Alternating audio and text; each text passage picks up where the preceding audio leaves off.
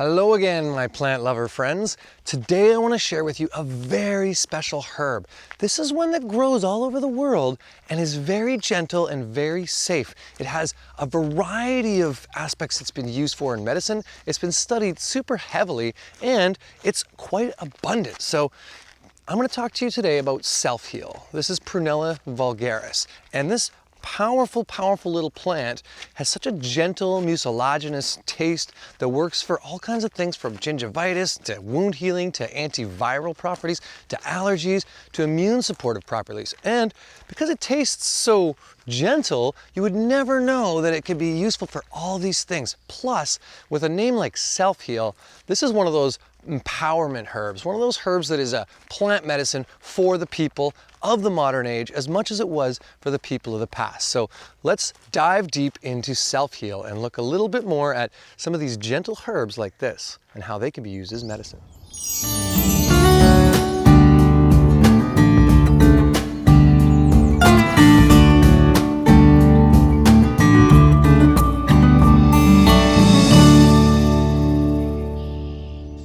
Before we get into the medicinal benefits of this plant, let's take a step down to its level and ID this one for a minute, because it's always important that we have the right herb. Now, this is an easy one to identify. These purple flowers are quite prominent and there aren't that many plants with that, but let's do a bit of ID to just check in, make sure we got the right plant. So first off, Self-Heal is in the mint family, which means, like all mints, it has a square stem. This is a very easy to recognize thing. You can just roll it around. Is it square? Yep, it is. But like other mints, it also has these opposite leaves, which are really easy to identify too. They come out at opposite sides. They have in the armpits little branches that come out. But the thing about the leaf with Self-Heal is different from some mints is it's quite a bit longer, more lanceolate in shape. So you can tell by that. The other aspect is that there's not very many volatile oils. Most mints have this really strong aroma. This one doesn't at all. So if you were to take a little nibble of it, you would notice that it's kind of a little more soothing, mucilaginous. This is a great way to tell it from other mints. And if you were to roll it up and give it a smell, there's no aromatic qualities, really. There are a few small aromatic qualities, but you can't really pick them up with your nose. It's easy to tell Self-Heal by its flowers as well. It has this deep, rich purple top lip and a lower lip that is a light purple. I also find that by looking at them closely, you can really tell that it almost looks like a human mouth in that sense. Om nom nom, it's got lips. I love chewing on these flowers. They've got a little bit of nectar at the base, like most flowers, and they're just a nice one when you're pondering about herbs. It's often nice to just kind of put a little bit in your mouth and just contemplate, almost like an active meditation. And that's what I love to do with Self-Heal. It's so low at this like 1 foot level that you kind of got to come down to its level to connect with it a little deeper. So anyway, that's a bit about the ID of this plant.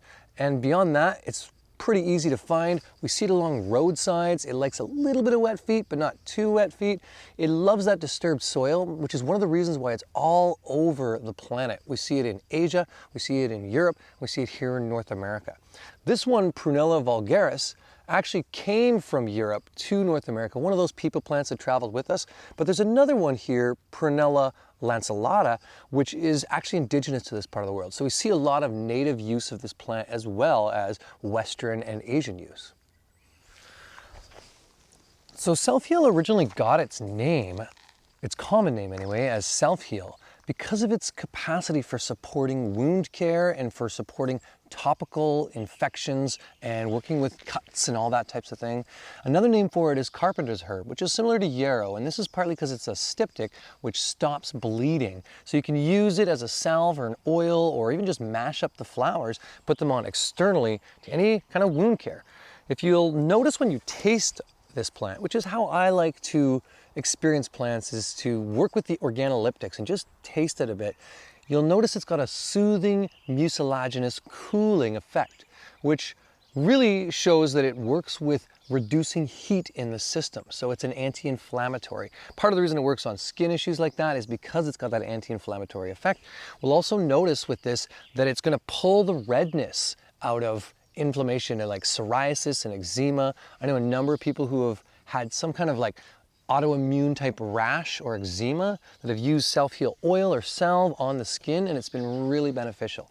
But just like our skin is inflamed or can be inflamed, so can our internal digestive tract. So here's another gentle herb with that mucilaginous quality that soothes inflammation internally. So this has been used for things like Crohn's, for irritable bowel, for any kind of inflammatory issues in the digestive tract, especially things like ulcers or people who have taken too much aspirin or Tylenol or acetaminophen or that kind of thing, and they get that inflamed gut.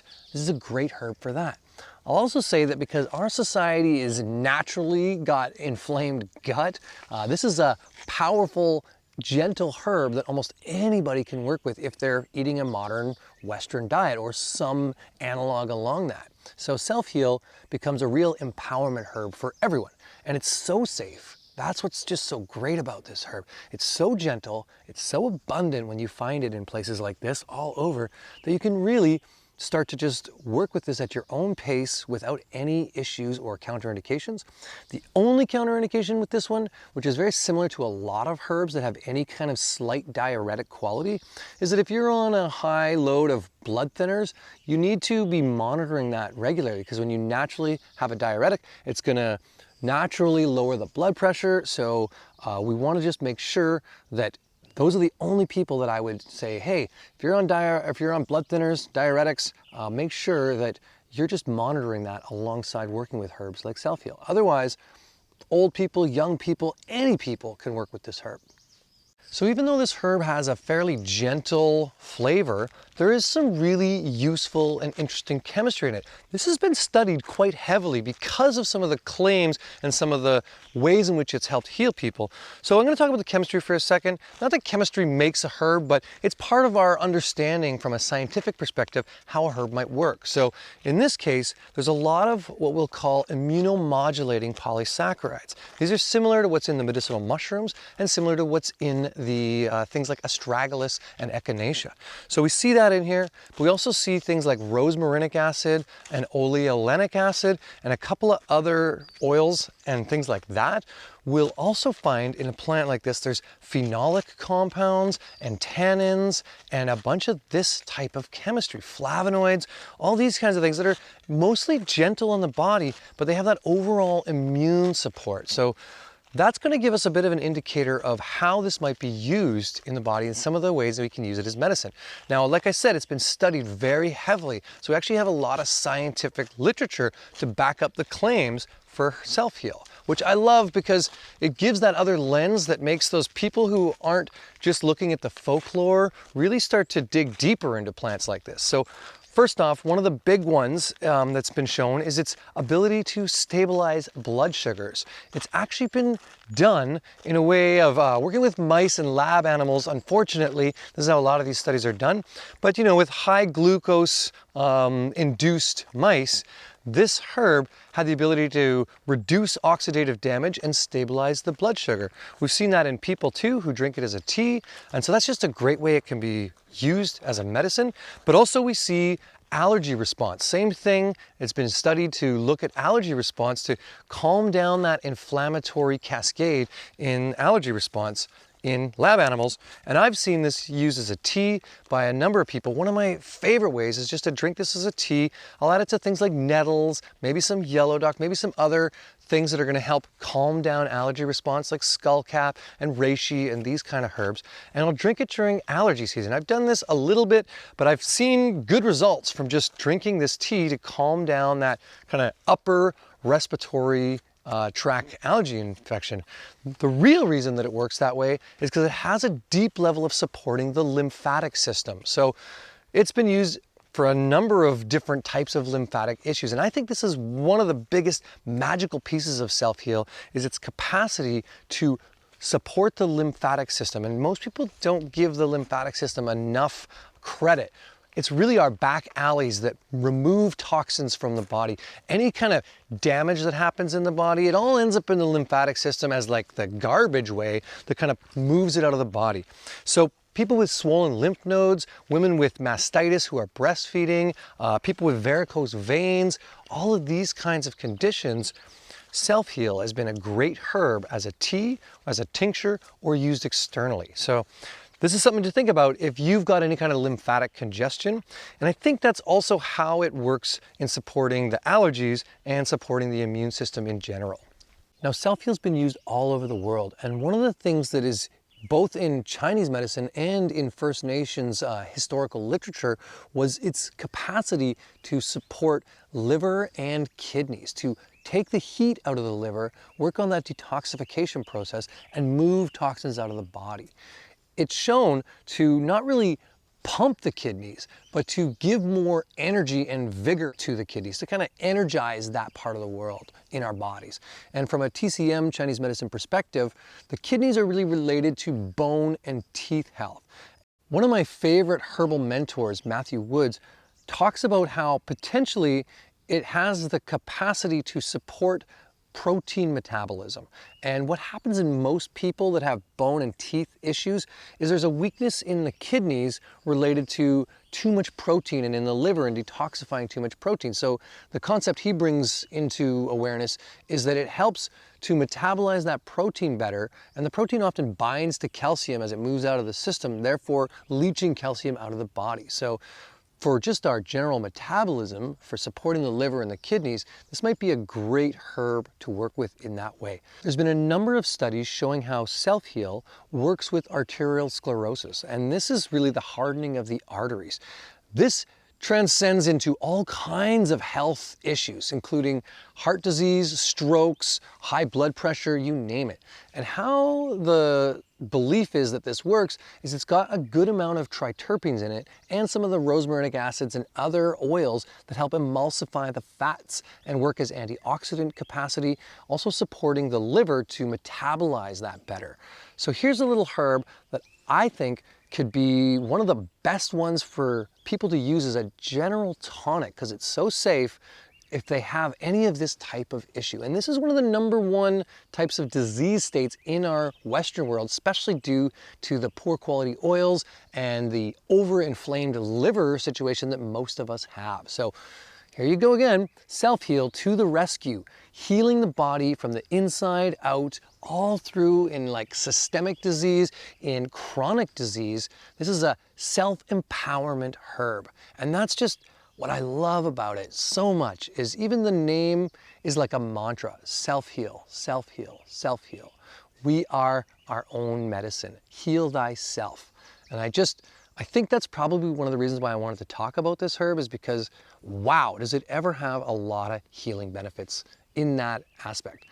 One way in which Self-Heal becomes really exciting as a medicine is its capacity to support viral overload and different viruses in the body. Now, this is a gentle herb and you wouldn't think of it as a big antiviral, but the studies have shown huge results around working with HPV, working with the herpes simplex, and even HIV. So this is one of those herbs that works in a gentle way, very similar to elderberry. It's a biofilm disruptor, which means it disrupts the biofilm around the virus and protects the cell so the virus can't get in.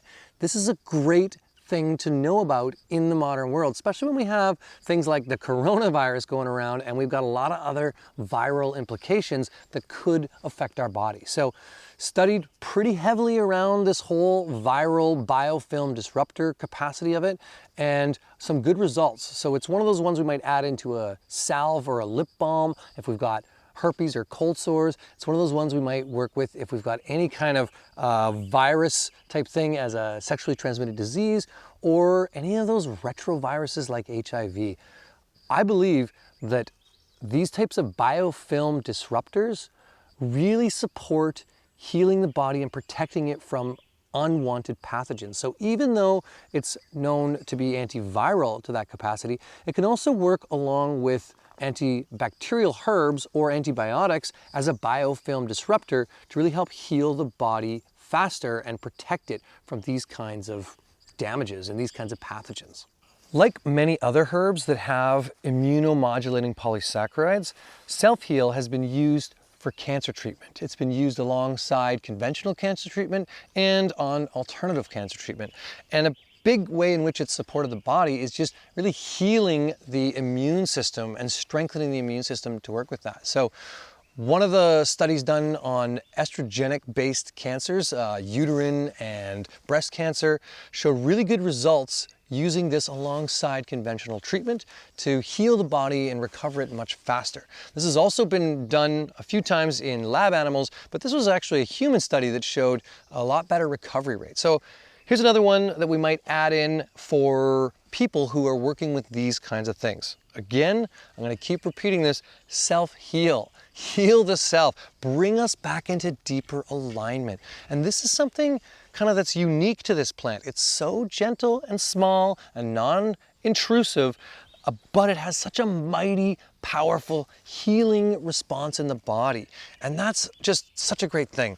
So when we look at it from an energetic perspective and we look at the flower essence, which is that vibrational medicine of this, and we see all of these flowers popping up in different places along the top, and they kind of keep popping consistently throughout the season, kind of pop, pop, pop, pop, pop, a consistent level of healing all through the year.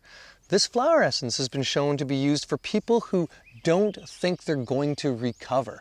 People with chronic issues, whether it's mental, emotional, or physical, that feel like they're never going to get back to normal, never going to recover. I think that's a really powerful message. Our world feels pretty sad right now. It can feel a little bit daunting and overwhelming, like we're never going to heal this planet. How are we going to get back to a place of living in, I'll say, the Garden of Eden, in the bliss of being in symbiosis with our planet? Well, I think self-heal flower essence, if we put it in everyone's water, might help change that mode, that mood, that awareness place. So here's one of those power to the people medicines that really just brings everything in a really small package that's gentle, it's non-intrusive, it listens to us, it shows up around us, and it just has such a great capacity to support a variety of ways in which we might come into imbalance. All right, that's self. When it comes to harvesting self-heal, I'm going to work with this whole flowering top. So essentially, I'm going to use all of this bit that I have here, including the flowering head. There's a lot of medicine in the flowers, but also in the top leaves. It'll then also reproduce later. So this will be then dried out, and I'm going to use the stem, the leaves, the flower in a tea to work with that kind of calming down the body, whether it's the allergies, whatever it might be, as a tea, and I might add it to other herbs, but it'll also make a bit of a tincture, because this is a great one as a tincture. It has those triterpenes in it, has some of those phenolic compounds, some of those things that'll be alcohol soluble. So I'll do a 1 to 2, which is a typical fresh tincture, where 1 gram of my fresh herb to 2 milliliters of alcohol. I'll blend this up with about 75% alcohol, maybe blend it in the blender or chop it up fine and put it in a bottle. Strain it after 2 weeks and shaking it up, and voila, we have a nice self-heal tincture. The other way is we'll dry it out, or at least wilt it pretty well, and then macerate it in an oil. This is for external uses. So we'll put it in an olive oil or grapeseed oil or almond oil, whatever your favorite is, and then make that into a salve or add that to lip balms for herpes or skin inflammation, eczema, rashes, all of this kind of stuff. So just like many herbs, this can be simply put into some form of liquid, whether it's alcohol, water, or oil, and made into an easy to use remedy. All right, that's self-heal in a nutshell. Thanks for joining me in learning about this plant. If you want to learn about other plants or have any kind of ideas and questions around self-heal, let me know. Tell me how you like to work with this plant. What do you love about this plant? What do you love about other plants? I want to hear from you on our channel and just share a bit more about growing the herbal revolution, the green revolution around plants like self-heal, these mighty, empowering herbs that can bring us to a deeper level of connection with our bodies, with our planet, and with the medicine that is all around us, in our hearts and in the environment. Ciao for now. We'll see you soon. Brew.